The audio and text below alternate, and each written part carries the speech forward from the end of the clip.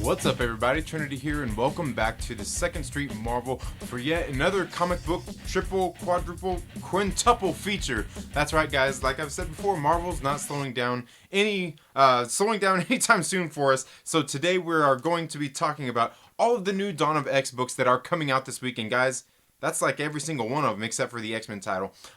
Today we're going to start off with Marauders. Then we'll go ahead and we'll move on into Excalibur. Then next after that will be the New Mutants. Then after that will be X-Force. And then the one after that will be Fallen Angels. And these are all issue number 4 of all these respective series coming out of Jonathan Hickman's reboot of the mutants in the Marvel universe that began with House of X and Powers of X. So like I said, we'll start right off with Marauders issue number 1. And before I get into this, I want to say today I'm just going to do like this as quick a review as I can, and then on Thursday, make sure that you come back here on Thursday morning at 8 a.m. Pacific Standard Time. Check your local listings or make sure that you have your notifications turned on, and we will do a more in-depth discussion on these books. So Marauders issue number 4, this is being written by Jerry Dugan. Lucas Werneck is the artist. Federico Blee is the color artist. VC's Corey Petit is the letterer, and Tom Muller is on design. Russell Dodderman and Matthew Wilson are the cover artists. Jonathan Hickman is the head of X, and I'll go ahead and show you those names on this lovely 2-page spread. You guys know how much I love those 2-page spreads. Okay, so and take a look at that beautiful cover. Oh my, Storm, you just look so good on that cover, I'm telling you. Okay, guys, Marauders has been one of my favorite series out of this whole Dawn of X series. And what we're getting here in this book is we know that basically Kate Pride and her mission with the mutants who she's got on her team here is Bishop, Pyro, Storm, and Iceman, and I'll go ahead and show you those characters right here who are in this particular book. As we know, they've all been going around. Kate Pride is basically the Red Queen of the Hellfire Trading Company, and basically they're charged with going and distributing the New Mutant drugs, and also they're controlling the main market and even the black market, and at the same time they are taking mutants who are being denied access to Krakoan gates to get them and bring them back to Krakoa. And that's what we find here at the beginning of this book as they are arriving in Brazil to get this small group of kids here to safety to Krakoa. And that's where the story opens up at. And of course, we do, after our nice 2-page title spread and this other lovely introduction page, we get our 4th page here with a bunch of explanation. But they arrive on this island. Obviously these kids are trying to get off the island, and they're met with resistance as well, and the kids are told that they can't leave the island, otherwise if they step foot into the sea, they're going to be considered traitors, and all that kinds of stuff. Well, the mutants show up there, the Marauders show up there, and I've got to tell you, it's just a great scene as Storm is there. She's just killing, and man, look at the work the Lucas Werneck is doing in this book. I'm telling you, that's just beautiful. Come on, you can't tell me that's just not a beautiful picture of Storm there. Awesome, love it. So what we find is that they end up finishing that mission. They get the kids back to Krakoa. Actually, they send them through the gateway that's there on the boat, and they end up back in Taipei, and they're sitting there. Kate and Bishop are there investigating the missing husband of the character that we met in the very first book. What was her name? Mrs. Zhao. So they're there looking for her husband, who she claimed had disappeared after he touched a Krakoan gateway, and he had disappeared, and they had no record of him coming through. So that's what we get here, is they're kind of on this mission to find out what happened to him, and they get there in Taipei and find basically that the husband is being held captive by his own wife. Yeah, she's got him hidden away in a safe room in their house that was inaccessible to Bishop the first time that he had went there and tried to investigate and things like that. And you could tell that he's been doing some investigation. But one interesting thing that they're doing here as they are getting ready to go into the into this place to find this guy is we get this nice little picture right here of like this inner map of the place, and we see right here that Kate Pride is basically saying she can't read the Krakoan language, and Bishop is asking her why, and she's like, well, I never walked through a gate, because when they walk through the gate, they automatically get that thing that switches in their head that tells them, gets them to know the Krakoan language, and she didn't get that because she can't go through a gate. And that's largely what's going on here. They find the husband, and they take him, and as Mrs. God, I want to say her name is Mrs. Zhao. I could totally be wrong. What her name is. I'm not going to spend the time here to look it all up, but she's there at basically an anti-mutant rally saying that the mutants took her husband, won't give him back or anything like that. Well, it turns out that he's actually one of those people who worship the mutants and everything. Yeah, he's part of that crazy clan of people who are out there worshiping the mutants. And we see that they basically Kate and Bishop end up kind of interrupting her speech and revealing that she had really been holding her husband captive the whole time. And then we see that she ends up going, Miss Zhao goes to Madripoor to make a deal with another certain group of people. Some very interesting things going on here. If you know some of the history of the Hellfire Trading Company, you might know a little bit about what's going on here. Again, I will confess, I don't really know a whole lot about everything going on here in the past of these comic books, mostly just what's been going on here in these comic books. And I gotta say, interesting stuff going on here, guys. I think Marauders is definitely my second favorite book out of all the Dawn of X series. This is one you guys are definitely going to want to check out. And like I said, they changed up the art team in this book just a little bit, and I gotta tell you, I like the art in this book. The story in this book is really good. I'm telling you, this is my second favorite out of all the X-Men titles, or the Dawn of X titles coming out. One, you guys definitely need to be reading Marauders. There's just some interesting things going on here. I have a feeling the series won't last very long, but it's a great series, and hopefully I'm wrong there because I want this one to continue going on. The next one we're going to talk about here is Excalibur, issue number 4. Now, this book is being written by Tini Howard. Marcus Toe is the artist. Eric Arciniega is the color artist. VC's Corey Petit is the letterer, and Tom Muller is on design. Mohammed Asrar and Matthew Wilson are the cover artists, and Nick Russell is production. Jonathan Hickman is head of X. I'll go ahead and show you those names because I'm sure that I butchered some of those too. Hey, man, I'm not perfect. I'm not perfect, but hey, check that out. Okay, so basically, we know that what's happening in Excalibur is kind of what's affecting, with Krakoa in the mutant world here in our world is affecting Otherworld. Betsy Braddock has basically been given the mantle of Captain Britain.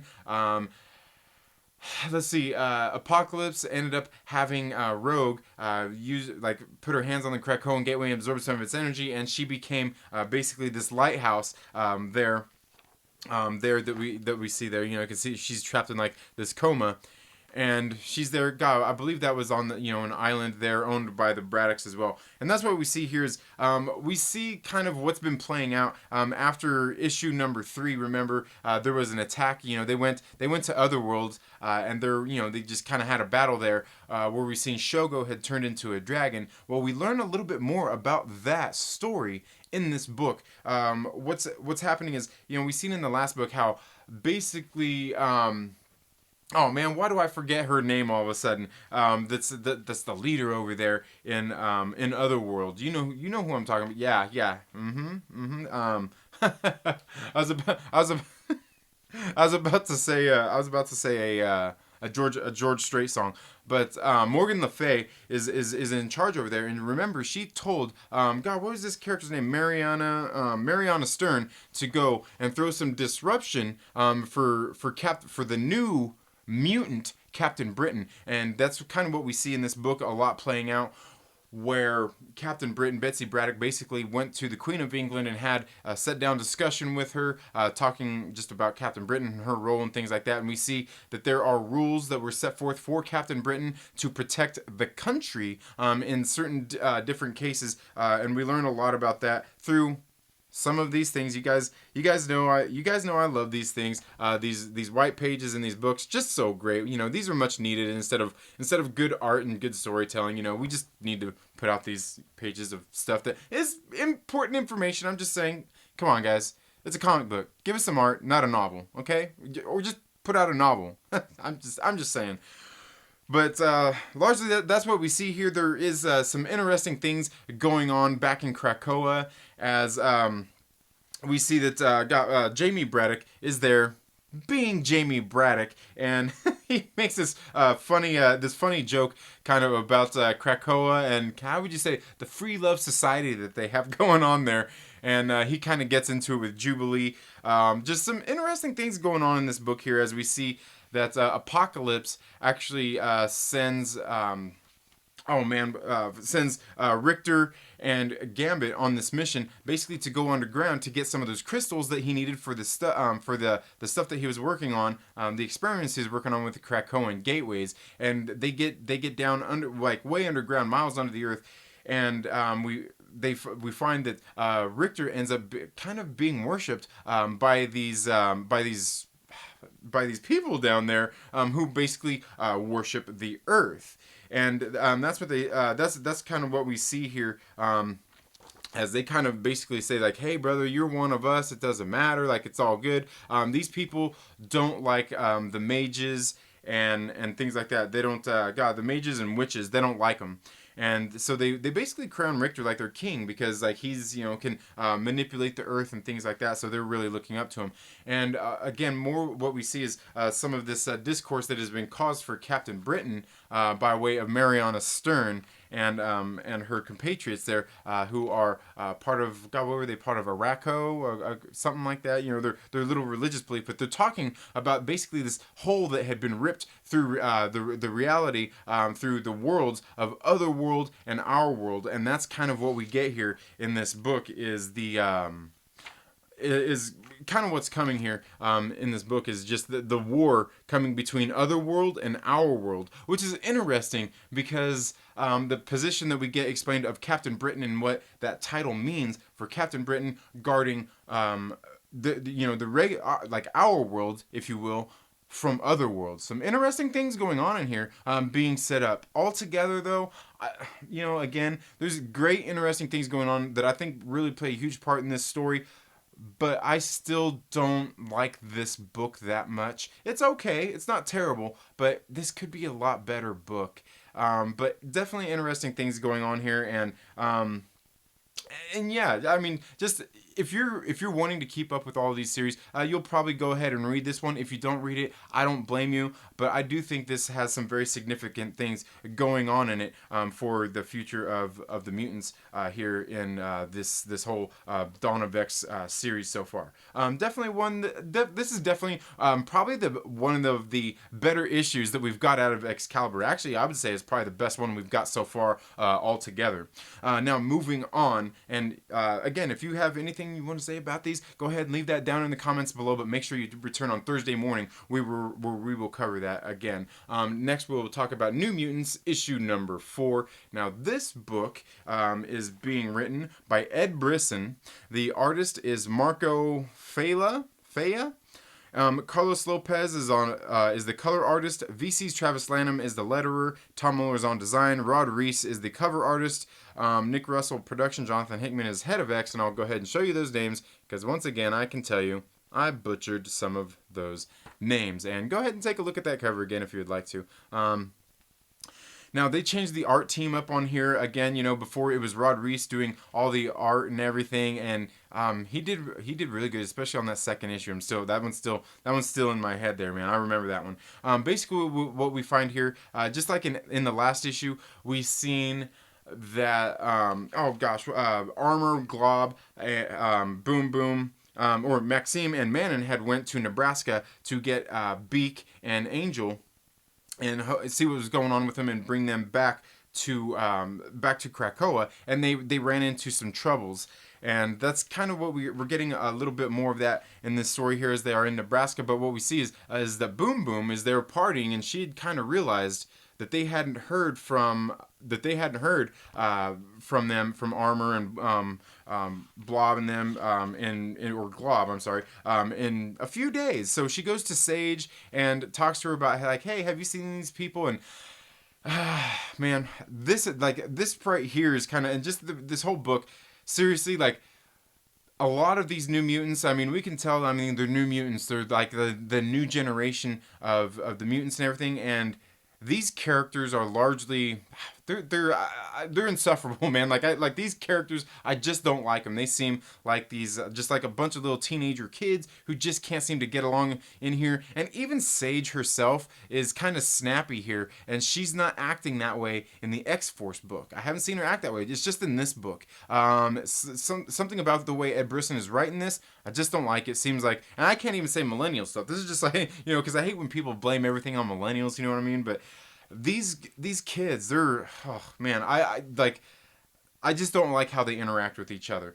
But what we get here is back in Nebraska, we see we're getting this story from this character that we met in the last issue that showed up to basically take them all hostage. They're kind of starving everybody out, holding them hostage and everything. And he tells exactly what his motives are, because it's funny because this actually plays on stuff that kind of happened here in our real world. Is like, you remember that guy, oh man, why can't I remember his name? Martin Screll, you know who I'm talking about. The guy who took that that cheap drug and jacked the price up on it. Well, I mean, here in one of these lovely pages that we get, you guys know I love these pages so much. We get a lot of explanation about that and how this kind of disease that was a man-made disease, and it was made by the evil white man, had been affecting his country, and a lot of people had died. The price of this drug had gone up, and so he just wanted these the mutant drugs, and he was there just to try to broker a deal. Now the thing is, he doesn't want just the drugs to give to his people to cure them. Of course, he's a drug dealer, and he has his own motives. You know, so he don't want the president to make a deal with Xavier. He wants to be the drug dealer of these mutant drugs. And as we know, that's kind of the job of the Marauders, is it not? The Hellfire Trading Company.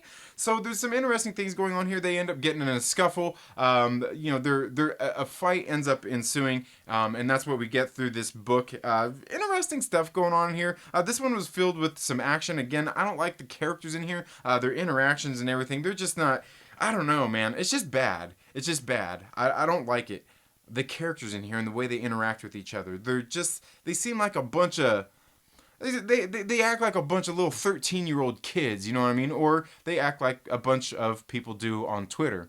We'll just tell you that much. But this book right here, this one was actually, yeah, I don't know, it was okay. It wasn't terrible. Again, New Mutants is one of the other ones that I feel this series is going to go on for a while. Not one of my favorites, but this one right here, it was a pretty decent book. Had plenty of action in it, and things that are definitely serving the overall narrative of what's going on in this story.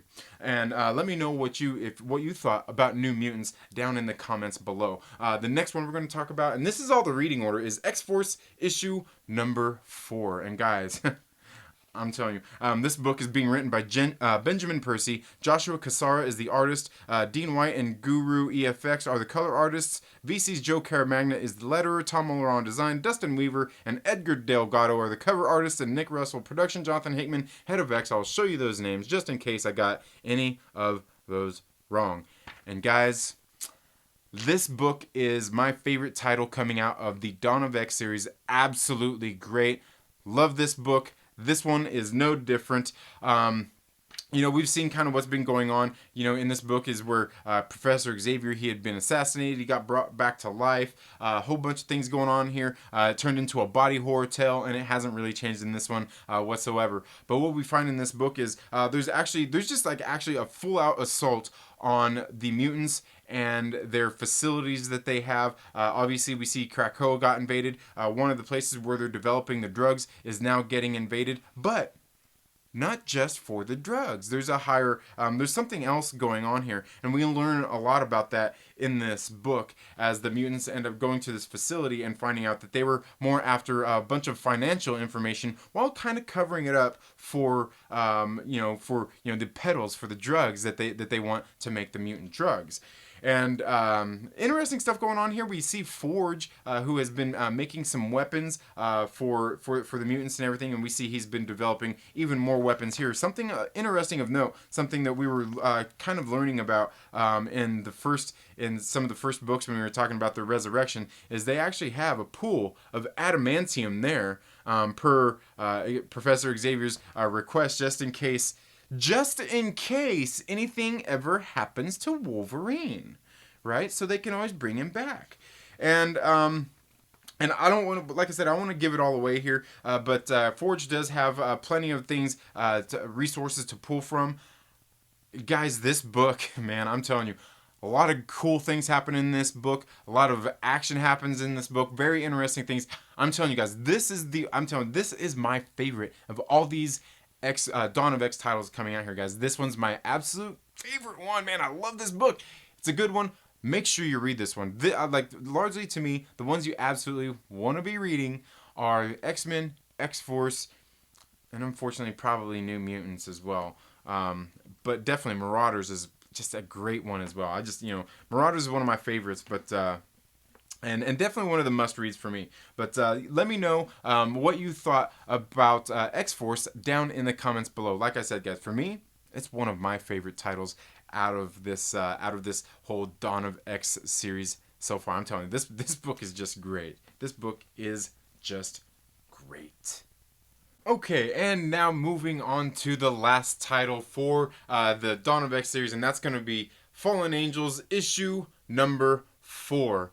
Now, this book right here is being written by Brian Hill is the writer, Simon Kudransky is the artist, and Frank D'Armata is the color artist, VC's Joe Sabino is the letterer, Tom Muller is the designer, David Nakayama is the cover artist, and Jonathan Hickman is the head of X. I'll go ahead and show you those names because, once again, I'm sure, I probably butchered some. Hey, I'll admit it. All right? And take a look at that cover, man. I'm telling you, that cover is sick. Man, that cover is nice. But I've got to tell you one thing, guys. Largely, I have a love-hate relationship with Fallen Angels. The story here is okay. I kind of like the story. The story's not too bad. Now, the other thing that I got to say is the art in this book, nothing bad against Simon Kudransky. I like the work that he did on the recent Punisher series, but this book is the love and hate when it comes to the art. There are times when I like the art in this book, and there's times when I just, and I wouldn't even say it's hate, I just don't like it at times. That's, like I said, at times it's very good. And I just want to give you an example, like right here, okay? This page right here, okay? Look at that. It's just a beautiful page. It's just great, right? Like that one looks really just well done. I mean, the one thing I will complain about this book is it's dark. It's too dark, a lot of it, and it doesn't have to be. But then we get to like some of these kinds of scenes, and it's just like, what's that? What is that? I don't even know what is. Whew, man, I don't know, and that's not just that's not just on the color artist neither. I know it's not, because like I said, I guess I'd say I've seen enough of Simon Kudransky's work to know that it's Kudransky here, and that's kind of what I love and hate about this book is the art and a little bit of the story here. I like the story, but it seems like we're not getting enough meat and potatoes here. But I'm okay with that. But again, the balance of the art and the story here, just, man, I'm telling you.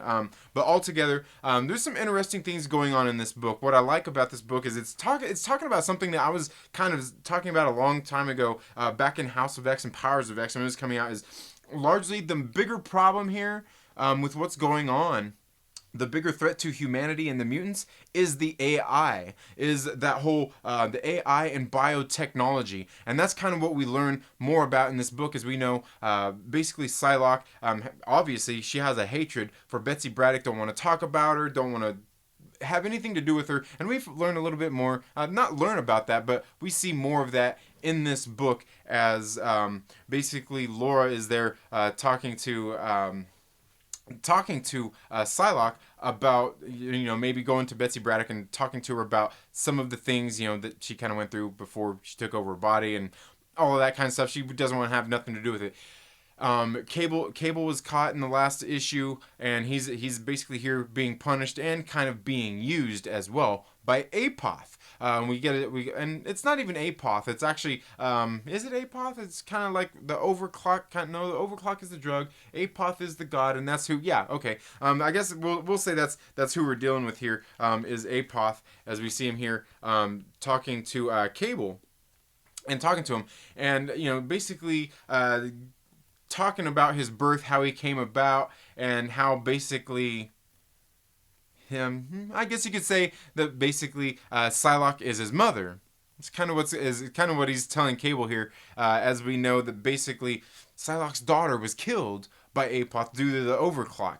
Now, there's some more interesting things going on in this book along with that. Like I was saying, the thing with the biotechnology and just the AI and how that's all really working against the humans and the mutants, we can see that's what's going on in this book. I like that about the story going on in this book, and we learn quite a bit more about that through the course of this book, and pretty much through the course of all of these books that have come out so far here for this book. Now, the one thing I've got to say is you get a lot of this in this book. You know, it seems like there's nothing wrong with letting the art tell a lot of the story, but here it seems like we're getting a lot less story, a lot more art. Some of the art in here is not that great, like I was saying. So there's some give and take here. And once again, like just some more like this panel right here. I don't know, just some more of that art that I'm just, man, I don't know, man. I'm telling you, I like and don't like this one.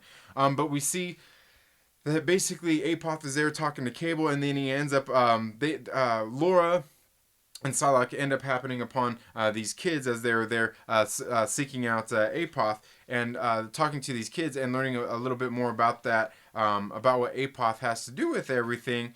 And Psylocke ends up getting a vision, okay? And apparently X-23 can't see it. Like I said, cool stuff going on in this book, and some of the stuff that I've been talking about that I like about this book, about, you know, the humans, the mutants, the biotechnology, the AI, and everything going on in this book. I like I said, I like some of the story going on in here. It doesn't seem like there's a whole lot going on in this one, but there is some very interesting stuff told in this phone conversation that we get here that is transcripted, of course. In this book. And the one thing, guys, I really don't like about these white pages is they lull me to sleep, man. Give me some art, give me some story with the art, you know, or just release a book. Just release a book to put out with these to explain all this stuff, okay? That's largely my criticism of all these books. Calm down with the white pages. Give us some art. This is they're comic books. They're not novels, okay? I'm just saying. But we learned some interesting things here through these pages here, especially in this last page where they're talking to this doctor, this S. Nakamoto, who is basically been working on this AI, and we can see that he's talking a lot about doing the same stuff that had kind of been that Moira had kind of put to rest when she went after the Trasks and all that, and we learned, you know, all the stuff through her lives through the House of X and Powers of X. We learned more of that in this, and just interesting stuff, guys. I like this book. This one's probably I don't know, my maybe like my third or fourth on the list of all these X titles coming out. Probably fourth of my favorite books on this list. Again, just the art in this book, man, it's killing it for me. They need to reel that in. They've changed the artists in some of these other books, some of the art teams and everything. It might be time to make that change in this book because I like this book. I hate to see it. That's somewhat kind of destroyed by the art in here. But altogether, guys, it's not terrible. Definitely some interesting things going on in this book. And again, look at that cover. Man, absolutely great stuff. But let me know what you guys think about Fallen Angels issue number 4. And also, guys, let's talk down in the comments below. And let's talk a little bit more about all of these books down there. Let's talk about them. What are your theories? What are your thoughts on each and every one of these? Have you read all of these books? Are you going to continue pulling all of these books? If not, you can count on me here on the channel I will be reviewing these books as we go further and further into this series. And like I said, make sure that you come back on Thursday, where we will have a more open spoiler discussion talking about the Dawn of X books here, these issue number 4s. I just want to give you guys some time, we'll give you the day to go out there and get these books read, kind of absorb them, look over them, and we'll talk about them again on Thursday. That's all I have for this video today, folks. Thank you all so much for tuning into the Second Street Marvel. If you haven't already, please make sure you're subscribed, click the little bell and all of that good stuff. If you like this video, give it a thumbs up, give it a thumbs down if you like. It's all good. I don't take it personal, but while you're at it, make sure you share with a friend and invite them to come hang out with us here on the Second Street Marvel. You all have a very good day. Get out and support your local comic book shop. Read these books, guys, and let's talk about them on Thursday, and we'll see you in the next video. Later.